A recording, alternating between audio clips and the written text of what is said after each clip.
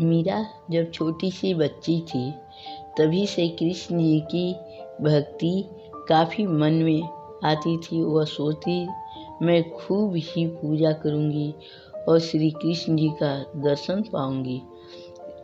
वह अपनी माँ के साथ पूजा पर बड़े ही ध्यान लगाती। एक दिन वह मीरा बोली, माँ सबका सहारा कौन करते हैं? तब माँ ने अपने हाथ से मीरा के हाथ में कृष्ण जी का मूर्ति देते हुए बोली कि मीरा यही तुम्हारा सहारा होंगे, यही सब लोगों का सहारा करते हैं।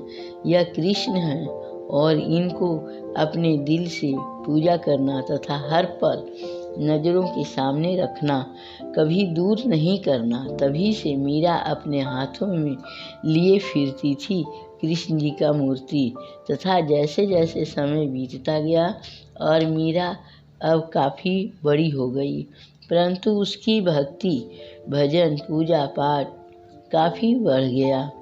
अब एक ही लालसा था कि मैं कृष्ण को कैसे पाऊँ और कहाँ मिलेंगे, यह सोचती रहती। नहीं तो खाने का ठिकाना और न ही सोने का समय पता होता था।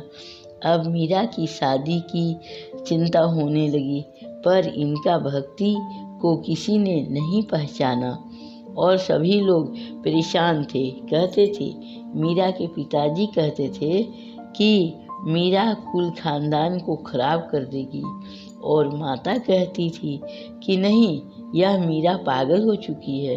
भाई कहते थे कि नहीं माँ, यह तो कुल खानदान को गलत करेगी। यह सोचकर मीरा के पिता ने एक बार नाग को एक डलिया में बंद करके भेज दिए और बोले सपेरा से कि मीरा के हाथ में देना, और जब खोलेगी तब नाग खोलते ही काट लेगा और मीरा तो मर जाएगी।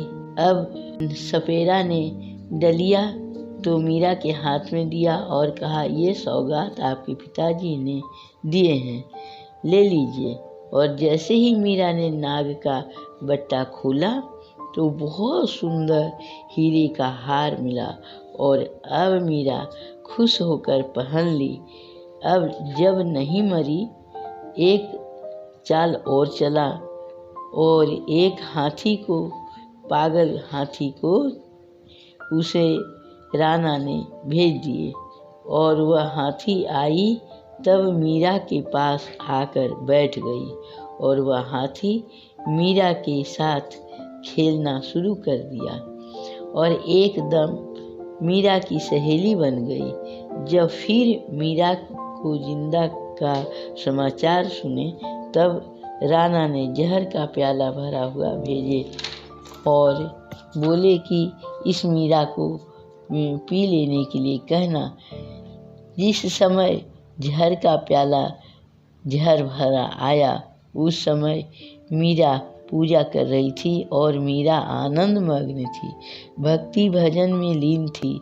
जब जहर का प्याला को मीरा ने जान गई कि हमारे पिताजी भेजे हैं, वह यह नहीं जान रही थी कि जहर है इस प्याले के अंदर।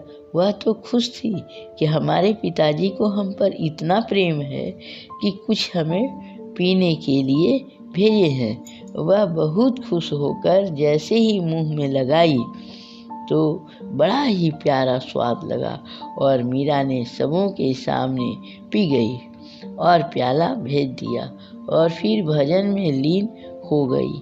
अब पूरे गांव में शोर हो गया कि मीरा ने जहर का पान कर जाने के बाद भी जिंदा है और भक्ति कर रही है। तब वहाँ पर श्री कृष्ण की दया का जय जयकार होने लगा। मीरा ने अपना वास्ता सिर्फ और सिर्फ अपने कृष्ण से ही रखी और कृष्ण जी हर समय उनके साथ उनका सुरक्षा करते थे।